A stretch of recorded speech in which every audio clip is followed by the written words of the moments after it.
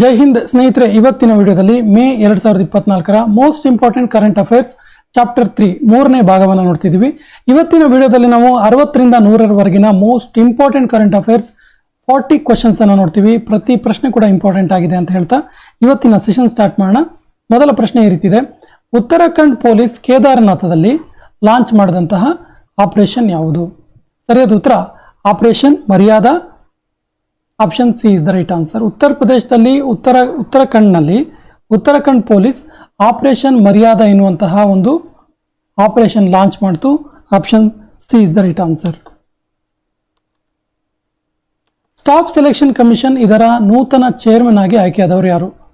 Staff selection commission SSC ಅಂತ ನಾವೇನು ಹೇಳ್ತೀವಲ್ಲ, SSC ಅಪಾಯಿಂಟ್ಮೆಂಟ್ಸ್ ಅಂತೇಳಿ ಸೆಂಟ್ರಲ್ ಗೌರ್ಮೆಂಟ್ ಅಪಾಯಿಂಟ್ಮೆಂಟ್ ತುಂಬ ಕಾಲ್ಫರ್ ಆಗ್ತಿರುತ್ತೆ. ಸೊ SSC ಅಥವಾ ಸ್ಟಾಫ್ ಸೆಲೆಕ್ಷನ್ ಕಮಿಷನ್ ಇದರ ನೂತನ ಅಧ್ಯಕ್ಷರು ಅಥವಾ ಚೇರ್ಮನ್ ಆಗಿ ಆಯ್ಕೆಯಾದವರು ಯಾರು ಕೇಳಿದ್ರೆ Rakesh Ranjan. Option A is the right answer. Rakesh Ranjan. ಈ ಸ್ಟಾಫ್ ಸೆಲೆಕ್ಷನ್ ಕಮಿಷನ್ ಇದೆಯಲ್ಲ, SSC ಇದೆಯಲ್ಲ, ಈ ಸ್ಟಾಫ್ ಸೆಲೆಕ್ಷನ್ ಕಮಿಷನ್ 1975 ನವೆಂಬರ್ 4ರಂದು ಸ್ಥಾಪನೆ ಆಯಿತು ಮತ್ತು ಇದರ ಕೇಂದ್ರ ಕಚೇರಿ ಇರುವುದು ದೆಹಲಿಯಲ್ಲಿ. ಕೇಂದ್ರ ಕಚೇರಿ ಇದೆ.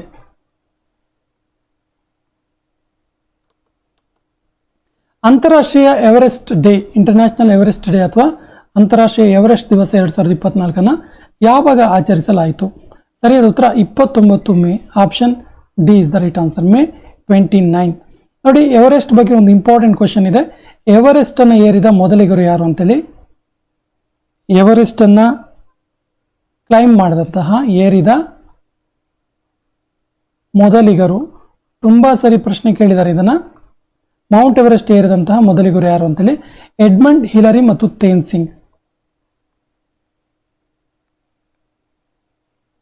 ಎಡ್ಮಂಡ್ ಹಿಲರಿ ಮತ್ತು ತೇನ್ ಸಿಂಗ್ ಮೊಟ್ಟ ಮೊದಲಿಗೆ ಮೌಂಟ್ ಎವರೆಸ್ಟ್ ಅನ್ನು ಏರ್ತಾರೆ 1953ರಲ್ಲಿ. 1953ರಲ್ಲಿ ಏರಿದ್ರು. ಪ್ರಪಂಚದ ನಂಬರ್ 1 ಮಹಿಳಾ ಟೆನ್ನಿಸ್ ಪ್ಲೇಯರ್ ಈಗಾ ಸ್ವಿಟೆಕ್ ಇದಾರಲ್ಲ, ಇವರು ಯಾವ ದೇಶದವರು ಅನ್ನೋದು ಪ್ರಶ್ನೆ. ಸರಿಯಾದ ಉತ್ತರ ಇವರು ಓಮನ್ ದೇಶದವರು.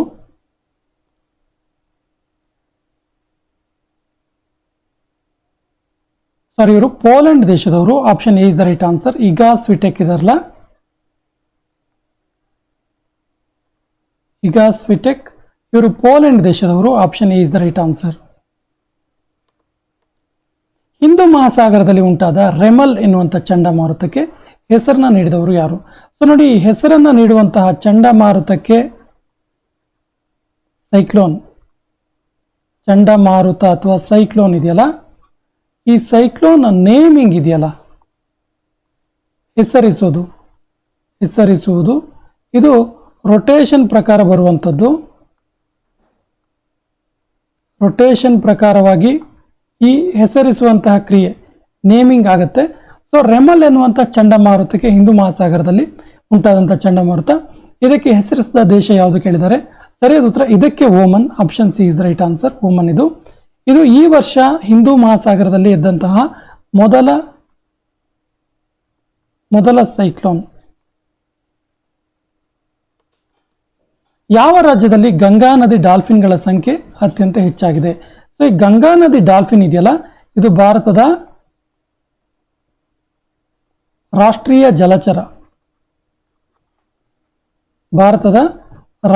ಜಲಚರ ಯಾವುದು ಕೇಳಿದ್ರೆ ಗಂಗಾ ನದಿಯ ಡಾಲ್ಫಿನ್. ಈ ಅಂಶ ಗೊತ್ತಿರಲಿ. ಗಂಗಾ ನದಿಯ ಡಾಲ್ಫಿನ್. ನಮಗೆ ಸಾಮಾನ್ಯವಾಗಿ ರಾಷ್ಟ್ರೀಯ ಪಕ್ಷಿ, ರಾಷ್ಟ್ರೀಯ ಪ್ರಾಣಿ, ರಾಷ್ಟ್ರೀಯ ಹೂವು, ರಾಷ್ಟ್ರೀಯ ಹಣ್ಣು ಇವೆಲ್ಲ ಗೊತ್ತಿರುತ್ತೆ. ರಾಷ್ಟ್ರೀಯ ಜಲಚರ ಗೊತ್ತಿರಲ್ಲ ಸಾಮಾನ್ಯವಾಗಿ. ಸೊ ಗಂಗಾ ನದಿಯ ಡಾಲ್ಫಿನ್ ಭಾರತದ ರಾಷ್ಟ್ರೀಯ ಜಲಚರ. ಈ ಗಂಗಾ ನದಿಯ ಡಾಲ್ಫಿನ್ಗಳ ಸಂಖ್ಯೆ ಹೆಚ್ಚಾಗಿರುವಂಥ ರಾಜ್ಯ ಯಾವುದು ಕೇಳಿದರೆ ಸರಿಯಾದ ಉತ್ತರ ಉತ್ತರ ಪ್ರದೇಶ ಅಥವಾ UP. Option A is the right answer. ಉತ್ತರ ಪ್ರದೇಶದಲ್ಲಿ ಅತ್ಯಂತ ಹೆಚ್ಚಿದೆ. ಆಕ್ಚುಲಿ ಭಾರತದಲ್ಲಿರುವಂಥ ಒಟ್ಟು 4000 ಈ ಡಾಲ್ಫಿನ್ಗಳಲ್ಲಿ ಸೊ ಭಾರತದಲ್ಲಿ ಎಷ್ಟು ಡಾಲ್ಫಿನ್ಗಳಿದಾವೆ ಅಂತ ಕೇಳಿದ್ರೆ ಭಾರತದಲ್ಲಿ ಒಟ್ಟು 4,000 ಡಾಲ್ಫಿನ್ಗಳಿದಾವೆ. ಉತ್ತರ ಪ್ರದೇಶ ಒಂದೇ ರಾಜ್ಯದಲ್ಲಿ 2,000 ಡಾಲ್ಫಿನ್ಗಳು ಇವೆ. ಉತ್ತರ ಪ್ರದೇಶದಲ್ಲಿ ಒಂದೇ ಕಡೆ 2,000 ಡಾಲ್ಫಿನ್ಗಳಿದೆ. ಇದು ಹೆಚ್ಚಾಗಿ ಚಂಬಲ್ ನದಿಯಲ್ಲಿ ಕಂಡುಬರುತ್ತೆ. ಚಂಬಲ್ ನದಿಯಲ್ಲಿ ಹೆಚ್ಚಿನ ಡಾಲ್ಫಿನ್ಗಳು ಕಂಡುಬರುತ್ತವೆ. ಈ ಎಲ್ಲ ಅಂಶಗಳು ಗೊತ್ತಿರಲಿ. ಸೌರಭ್ ಮೆಹ್ತಾ ಇದಾರಲ್ಲ, ಇವರು ಪರಿಚಯಿಸಿದ ಪ್ರಪಂಚದ ಮೊದಲ ಡಿಗ್ರೇಡಬಲ್ ಪೆನ್, ಇದರ ಹೆಸರೇನು? ಸೌರಭ್ ಮೆಹ್ತಾ ಪರಿಚಯ ಮಾಡಿದ್ದು ನೋಡಿ, ಪ್ರಪಂಚದ ಮೊದಲ ಡಿಗ್ರೇಡಬಲ್ ಪೆನ್, ಇದನ್ನು ಪರಿಚಯ ಮಾಡಿದವರು ಯಾರು ಕೇಳಿದ್ರೆ ಸೌರಭ್ ಮೆಹ್ತಾ ಗೊತ್ತಿರಲಿ. ಹಾಗಾದ್ರೆ ಇದರ ಹೆಸರೇನು ಅಂತ ಪ್ರಶ್ನೆ. ಸರಿಯಾದ ಉತ್ತರ ಇದರ ಹೆಸರು note. Option D is the right answer. ಇದರ ಹೆಸರು ನೋಟ್ ಅಂತೇಳಿ. Option D is the right answer. ಇತ್ತೀಚೆಗೆ ಸಾಗಾದಾನ ಎನ್ನುವಂಥ ಫೆಸ್ಟಿವಲ್ ಆಚರಣೆ ಮಾಡಲಾಯಿತು. ಈ ಫೆಸ್ಟಿವಲ್ ಅಥವಾ ಉತ್ಸವ, ಈ ಫೆಸ್ಟಿವಲ್ ಯಾವ ರಾಜ್ಯದಲ್ಲಿ ಆಚರಣೆ ಮಾಡಲಾಯಿತು? ಸರಿಯಾದ ಉತ್ತರ ಇದನ್ನು ಸಿಕ್ಕಿಂನಲ್ಲಿ ಆಚರಣೆ ಮಾಡಲಾಯಿತು. Option B is the right answer. ಸಿಕ್ಕಿಂನಲ್ಲಿ ಆಚರಣೆ ಮಾಡಲಾಯಿತು. ಇದು ಬೌದ್ಧರ ಪವಿತ್ರವಾದ ಹಬ್ಬವಾಗಿದೆ. ಬೌದ್ಧರ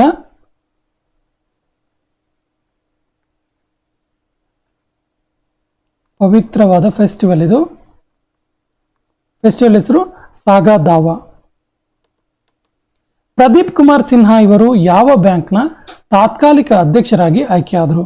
ಸರಿಯಾದ ಉತ್ತರ ICICI. Option A is the right answer. ICICI ಬ್ಯಾಂಕ್ನ ತಾತ್ಕಾಲಿಕ ಅಧ್ಯಕ್ಷರಾಗಿ ಪ್ರದೀಪ್ ಕುಮಾರ್ ಸಿನ್ಹಾ ಇವರು ಆಯ್ಕೆಯಾದರು.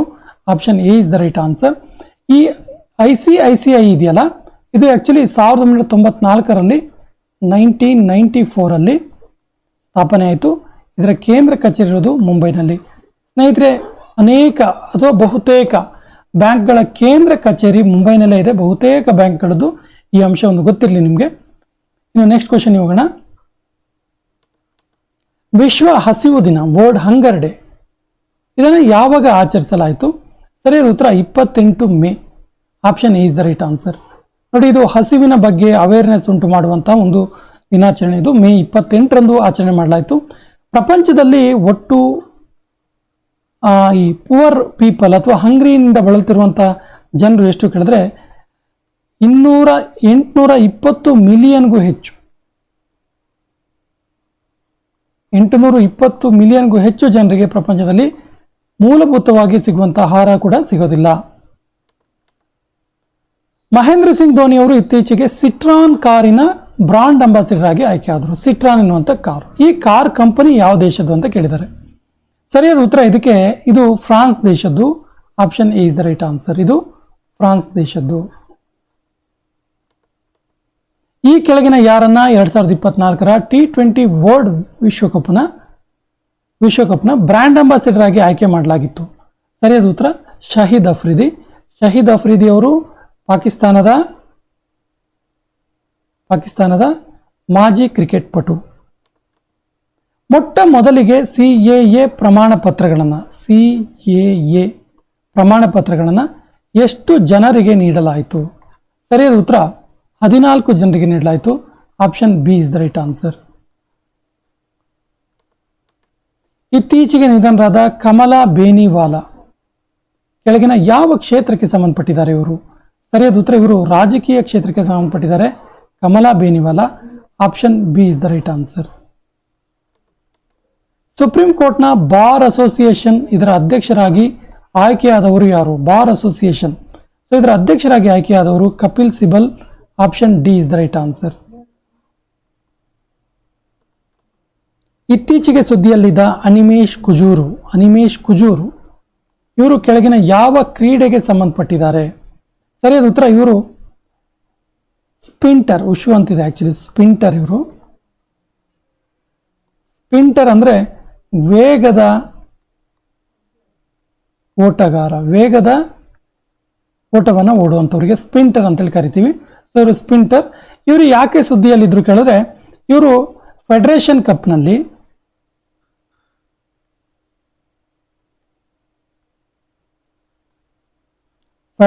ಕಪ್ನಲ್ಲಿ ಇವರು 200 ಮೀಟರ್ ವಿಭಾಗದಲ್ಲಿ ಗೋಲ್ಡ್ ಅಥವಾ ಚಿನ್ನವನ್ನು ಗೆದ್ದುಕೊಂಡ್ರು.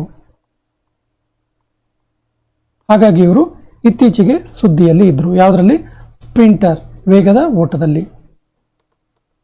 ಅಂತಾರಾಷ್ಟ್ರೀಯ nurse day, international nurse day ಅಥವಾ ಅಂತಾರಾಷ್ಟ್ರೀಯ ನರ್ಸ್ ದಿವಸವನ್ನು ಯಾವಾಗ ಆಚರಿಸಲಾಯಿತು? ಸರಿಯಾದ ಉತ್ತರ ಇದನ್ನ ಮೇ 12ರಂದು ಆಚರಣೆ ಮಾಡಲಾಯಿತು. Option A is the right answer. ಇತ್ತೀಚೆಗೆ ನಿಧನರಾದ ಪ್ರಸಿದ್ಧ ಕವಿ ಸುರ್ಜಿತ್ ಪತ್ತಾರ್. ಸುರ್ಜಿತ್ ಪತ್ತಾರ್ ಅವರು ಕೆಳಗಿನ ಯಾವ ಭಾಷೆಯ ಕವಿಯಾಗಿದ್ರು? ಸರಿಯಾದ ಉತ್ತರ ಇವರು ಪಂಜಾಬಿ ಭಾಷೆಯ ಕವಿಯಾಗಿದ್ರು.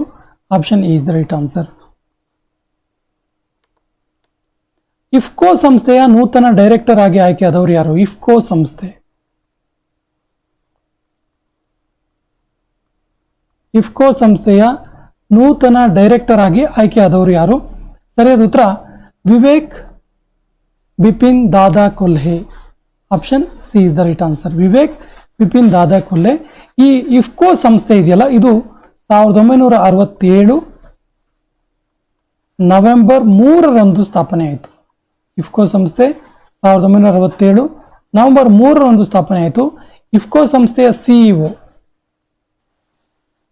ಇಫ್ಕೋ ಸಂಸ್ಥೆಯ ಸಿಇಒ ಯಾರು ಕೇಳಿದ್ರೆ ಉದಯ್ ಶಂಕರ್ ಅವಸ್ಥಿ. ಉದಯ್ ಶಂಕರ್ ಅವಸ್ಥಿಯವರು ಇಫ್ಕೋ ಕಂಪನಿಯ ಸಿಇಒ ಆಗಿದ್ದಾರೆ. ಈ ಅಂಶಗಳು ಕೂಡ ಗೊತ್ತಿರಲಿ. World press freedom index 2024, world press freedom 2024 ಇದರಲ್ಲಿ ಭಾರತದ ಸ್ಥಾನ ಏನು? ಇಂಪಾರ್ಟೆಂಟ್ ಕ್ವಶನ್ ಇದೆ, ನೋಟ್ ಮಾಡ್ಕೊಳ್ಳಿ. ಸೊ ಇದರಲ್ಲಿ ಭಾರತದ ಸ್ಥಾನ ಏನು ಕೇಳಿದ್ರೆ 159ನೇ ಸ್ಥಾನ. Option B is the right answer. Bharat ಇದರಲ್ಲಿ 159ನೇ ಸ್ಥಾನದಲ್ಲಿದೆ. ಹಾಗಾದ್ರೆ ಮೊದಲ ಸ್ಥಾನದಲ್ಲಿರೋದು ಯಾವುದು?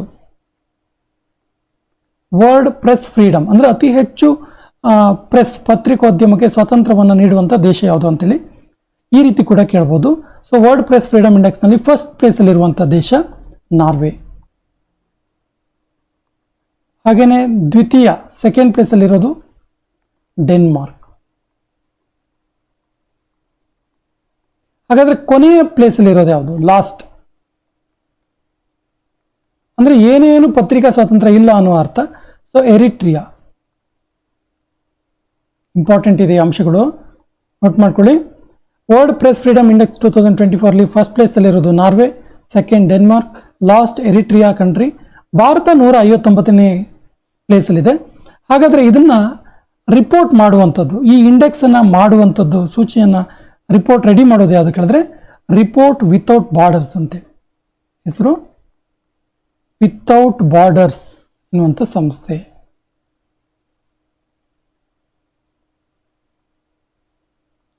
ವಿತೌಟ್ ಬಾರ್ಡರ್ಸ್ ಎನ್ನುವಂತಹ ಸಂಸ್ಥೆ ಇದೆಯಲ್ಲ, ಇದು ವರ್ಲ್ಡ್ ಪ್ರೆಸ್ ಫ್ರೀಡಮ್ ಇಂಡೆಕ್ಸ್ ಅನ್ನು ರೆಡಿ ಮಾಡುತ್ತೆ. ಸುಪ್ರೀಂ ಕೋರ್ಟ್ನ ಬಾರ್ ಅಸೋಸಿಯೇಷನ್ ಕಮಿಟಿಗೆ ಮೀಸಲು ಇರಿಸಲಾದ ಮಹಿಳೆಯರ ಶೇಕಡಾವಾರು ಸ್ಥಾನಮಾನ ಎಷ್ಟು? ಸರಿಯಾದ ಉತ್ತರ 33%. Option B is the right answer. 33%. Actually ಇದು ಸುಪ್ರೀಂ ಕೋರ್ಟ್ನ ಬಾರ್ ಅಸೋಸಿಯೇಷನ್ ಇದೆಯಲ್ಲ, ಇದು ಸ್ಥಾಪನೆಯಾಗಿದ್ದು 1950ರಲ್ಲಿ.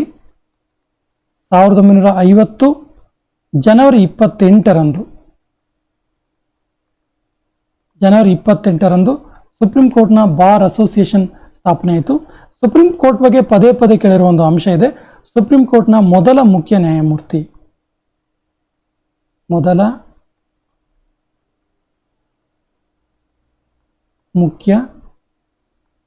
ಸುಪ್ರೀಂ ಕೋರ್ಟ್ನ ಫಸ್ಟ್ ಚೀಫ್ ಜಸ್ಟಿಸ್ ಯಾರು ಕೇಳಿದ್ರೆ H.J. ಕಾನಿಯಾ. ಇವರಿಗೆ ಹೀರಾಲಾಲ್ ಜೆ ಕಾನಿಯಾ ಅಂತ ಕೂಡ ಕರೀತಾರೆ. H.J. ಕಾನಿಯಾ. ಪ್ರಸ್ತುತ ಇರುವಂತಹ ಸುಪ್ರೀಂ ಕೋರ್ಟ್ನ ಚೀಫ್ ಜಸ್ಟಿಸ್ ಯಾರು ಕೇಳಿದ್ರೆ Chandrachud.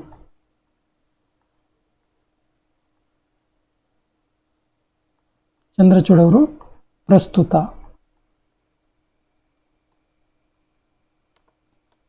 National technology day, national technology ದಿವಸ 2024 ಯಾವಾಗ ಆಚರಣೆ ಮಾಡಲಾಯಿತು? ಸರಿಯಾದ ಉತ್ತರ May 11. Option B is the right answer. May 11ರಂದು ಆಚರಣೆ ಮಾಡಲಾಯಿತು. ಆ್ಯಕ್ಚುಲಿ ಈ ನ್ಯಾಷನಲ್ ಟೆಕ್ನಾಲಜಿ ಡೇ ಇದೆಯಲ್ಲ, ಇದು ಯಾವುದರ ನೆನಪಿಗೆ ಮಾಡ್ತೀವಿ ಅಂತ ಕೇಳಿದ್ರೆ 1998 ಮೇ 11ರಂದು ಭಾರತದಲ್ಲಿ ಒಂದು ಇಂಪಾರ್ಟೆಂಟ್ ಘಟನೆ ನಡೆಯುತ್ತೆ. ಏನು ಕೇಳಿದ್ರೆ ರಾಜಸ್ಥಾನದ ಪೋಖ್ರಾನಲ್ಲಿ ರಾಜಸ್ಥಾನದ ಪೋಖ್ರಾನ್. ಈ ಪ್ಲೇಸಲ್ಲಿ ಭಾರತದಲ್ಲಿ ಮೊಟ್ಟ ಮೊದಲಿಗೆ ಅಣು ಪರೀಕ್ಷೆಯನ್ನು ಮಾಡಲಾಯಿತು. ಸೊ ಈ ನೆನಪಿಗೆ ಪ್ರತಿ ವರ್ಷ ಏನು ಮಾಡ್ತೀವಿ ಅಂದರೆ ಮೇ 11ರಂದು ನ್ಯಾಷನಲ್ ಟೆಕ್ನಾಲಜಿ ಡೇಯನ್ನು ಆಚರಣೆ ಮಾಡ್ತೀವಿ. ಈ ಅಂಶ ಗೊತ್ತಿರಲಿ. Next question. ಲಾರ್ಸನ್ ಮತ್ತು ಟೂಬ್ರೋ ಕಂಪನಿಯ ನೂತನ ಅಧ್ಯಕ್ಷರಾಗಿ ಆಯ್ಕೆಯಾದವರು. ಲಾರ್ಸನ್ ಅಂಡ್ ಟೂಬ್ರೋ LNT ಇದರ ನೂತನ ಅಧ್ಯಕ್ಷರಾಗಿ ಆಯ್ಕೆಯಾದವರು ಯಾರು ಕೇಳಿದ್ರೆ Shankar Raman. Option D is the right answer.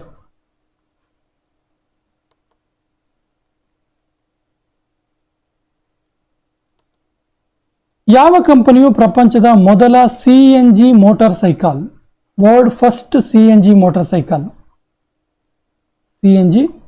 Cycle ಅನ್ನು ಲಾಂಚ್ ಮಾಡ್ತು? ಯಾವ ಕಂಪನಿ ಕೇಳಿದ್ದಾರೆ? ಸರಿಯಾದ ಉತ್ತರ Bajaj auto. Option D is the right answer. Bajaj auto. ಇದರ ಹೆಸರು ಬ್ರೂಸರ್ 125. ಇದರ ಹೆಸರು ಬ್ರೂಸರ್ 125. ಥಾಮಸ್ ಕಪ್ 2024 ಥಾಮಸ್ ಕಪ್ 2024ರ ವಿಜೇತ ತಂಡ ಯಾವುದು? ಸರಿಯಾದ ಉತ್ತರ China. Option is the right answer. China ಇದರಲ್ಲಿ ವಿನ್ ಆಯಿತು. ಥಾಮಸ್ ಕಪ್ ಯಾವುದಕ್ಕೆ ಸಂಬಂಧಪಟ್ಟಿದ್ದು ಕೇಳಿದ್ರೆ ಬ್ಯಾಡ್ಮಿಂಟನ್. ಹಾಗೇನೆ ಊಬರ್ ಕಪ್ ಕೂಡ ಚೀನಾನೇ ಗೆದ್ಕೊಳ್ತು. ಈ ಅಂಶ ಕೂಡ ಗೊತ್ತಿರಲಿ. 2024 ಗ್ಲೋಬಲ್ ಎಕ್ಸಲೆನ್ಸ್ ಅವಾರ್ಡ್ 2024 ಇದರ ವಿಜೇತರು ಯಾರು? ಸರಿಯಾದ ಉತ್ತರ Shanti Lakra. Option D is the right answer. ಇತ್ತೀಚೆಗೆ ಸುದ್ದಿಯಲ್ಲಿದ್ದ ಅಬಹಾ ಕಟುವಾ ಕೆಳಗಿನ ಯಾವ ಕ್ರೀಡೆಗೆ ಸಂಬಂಧಿಸಿದ್ದಾರೆ? ಸರಿಯಾದ ಉತ್ತರ ಇವರು ಶಾರ್ಟ್ ಪುಟ್ನ ಕ್ರೀಡಾಪಟು, ಶಾರ್ಟ್ ಪುಟ್ ತಾರೆ. ಅವರು ಹೆಸರು ಅಬಹಾ ಕಟುವಾ. ಮಿಯಾಮಿ ಗ್ರ್ಯಾಂಡ್ ಪ್ರಿಕ್ಸ್ 2024 ಇದರ ವಿಜೇತರು ಯಾರು? Miami grand Prix. ಸೊ ಇದರ ವಿಜೇತರು ಯಾರು ಕೇಳಿದ್ರೆ Lando Norris. Option D is the right answer. Lando Norris. ಭಾರತದ ಮುಂದಿನ ಉಚ್ಚ ಆಯುಕ್ತರಾಗಿ ನಿಯುಕ್ತರಾದ ವಿಜಯ ಖಂಡೂಜಾ ಯಾವ ದೇಶದಿಂದ ಭಾರತಕ್ಕೆ ಉಚ್ಚ ಆಯುಕ್ತರಾಗಿ ನಿಯುಕ್ತರಾದರು? ಸರಿಯಾದ ಉತ್ತರ ಇದಕ್ಕೆ Cameroon. Option B is the right answer. Cameroon ದೇಶದಿಂದ ಆಯ್ಕೆಯಾದರು. ಕೆಮರೂನ್ ದೇಶದ ರಾಜಧಾನಿ ಯುವಾಂಡಾ.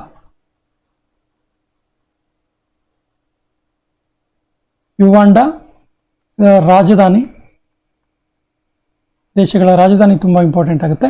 ಮತ್ತು ಇದರ currency central African Frank. Central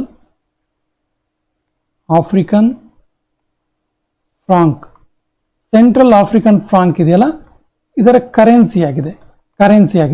ಈ ಅಂಶ ಕೂಡ ಗೊತ್ತಿರಲಿ. ಇನ್ನು ಕೆಮರೂನ್ ದೇಶದ ಅಧ್ಯಕ್ಷರು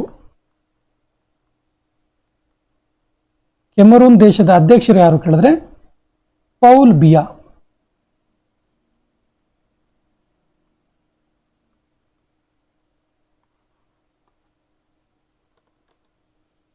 ಒಂದು ಸೀಸನ್ ಅಲ್ಲಿ 2 ಬಾರಿ ಮೌಂಟ್ ಎವರೆಸ್ಟ್ ಏರಿದ ಭಾರತೀಯ ಪರ್ವತಾರೋಹಿ ಯಾರು? ಸರಿಯಾದ ಉತ್ತರ Satyadeep Gupta. Option C is the right answer. Satyadeep Gupta. ಇನ್ನು ಮಹಿಳೆಯರ ಒಂದು ರೆಕಾರ್ಡ್ ಇರೋದು ಯಾರ ಹತ್ರ ಕೇಳಿದ್ರೆ ಮಹಿಳಾ ರೆಕಾರ್ಡ್. 3 ಸಾರಿ ಒಂದು ಸೀಸನ್ ಅಲ್ಲಿ ಮೌಂಟ್ ಎವರೆಸ್ಟ್ ಏರ್ತಾರೆ ಇವರು. ಪೂರ್ಣಿಮಾ ಶ್ರೇಷ್ಠ, ನೇಪಾಳದ ಪೂರ್ಣಿಮಾ ಶ್ರೇಷ್ಠ ಫ್ರಮ್ ನೇಪಾಲ್. ಭಾರತದ ಮೊದಲ ಸೈಬರ್ ಸುರಕ್ಷಿತ ಪರೀಕ್ಷಣಾ ಕಾರ್ಯಕ್ರಮವನ್ನು ಎಲ್ಲಿ ಆಯೋಜಿಸಲಾಗಿತ್ತು? ಸರಿಯಾದ ಉತ್ತರ New Delhi. Option B is the right answer. ಭಾರತದ ಮೊಟ್ಟ ಮೊದಲ ಸೈಬರ್ ಸುರಕ್ಷಿತ ಪರೀಕ್ಷಣಾ ಕಾರ್ಯಕ್ರಮ. ಏಷ್ಯಾ ಕುಸ್ತಿ ಚಾಂಪಿಯನ್ಶಿಪ್ ಇದರಲ್ಲಿ ಭಾರತ ಎಷ್ಟು ಪದಕವನ್ನು ಪಡೆದುಕೊಂಡಿತು? ಸರಿಯಾದ ಉತ್ತರ ಭಾರತ ಒಟ್ಟು 7 ಪದಕವನ್ನು ಪಡ್ಕೊಳ್ತು. Option D is the right answer. ಒಂದೇ ಸೀಸನ್ ಅಲ್ಲಿ ಅತಿ ಹೆಚ್ಚು ಗೋಲನ್ನು ಹೊಡೆದಿರುವಂತಹ ಆಟಗಾರ ಯಾರು? ಸರಿಯಾದ ಉತ್ತರ Cristiano Ronaldo. Option A is the right answer. 77ನೇ ವಿಶ್ವ ಸ್ವಾಸ್ಥ್ಯ ಸಭಾ ಇದರ ಅಧ್ಯಕ್ಷರಾಗಿ ಆಯ್ಕೆಯಾದವರು ಯಾರು?